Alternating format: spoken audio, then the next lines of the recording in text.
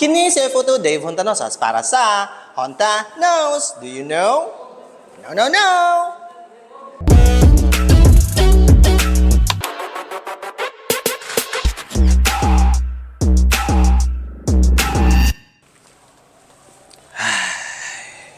Uy!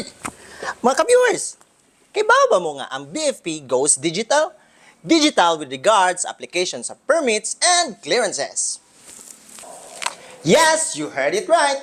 Pwede na kamulukat og permits and clearances with the convenience of using your gadgets, anytime, anywhere! Pinaagi sa FSIS or Fire Safety Inspection System! Unsaon di ay paggamit sa BFP Application System? I-search ang link sa screen nga fsis.e-bfp.com gamit ang inyong browser sa inyong computer or sa inyong device. I-click ang login. Ug kung wala pa kay na-register na account, i-click ang register nga button and fill up the form and click create account. Mag-login gamit ang nakarehistrong account. Pinduta ang apply now ug pilia ang application nga imong isubmit. Fill upan ang mga gikinahanglang impormasyon para sa imong application. I-upload ang mga nakascan nga dokumento nga gikinahanglan para sa imong application. Naka-PDF file dapat ang mga documents nga atong isubmit. Sunod niini, ang website magpadala og mensahe sa imong email. Every time na ay kausaban sa status sa imong application, makita nimo ni tanan sa homepage sa imong account.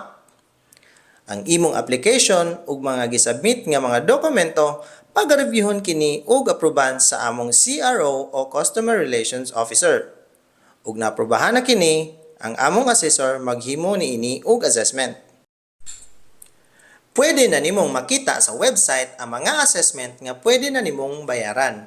I-click ang View Assessment sa imong current application. Ani nga punto, pwede na ninimo bayaran. I-click ang Proceed with Payment. Pwede ka mo gamit sa imong debit or credit card sa pagbayad. Pwede pod ka mo process sa imong bayad sa Bayad Center ug uban pa ang mga establishmento nga imong makita sa payment page sa website. Automatic nga matala na kini imong gibayaran sa record sa among collecting officer. Mag-assign ang among Chief FSES ug evaluator or inspector sa imong application. Pag-checkon kini sa among evaluator ang imong mga gisubmit nga dokumento ug pag-inspeksyonon ug adtuon sa among inspectors ang establishment nga gi-applyan. Ang resulta sa pag-inspeksyon, pag-checkon ug pag-aaprubahan sa among Chief FSES.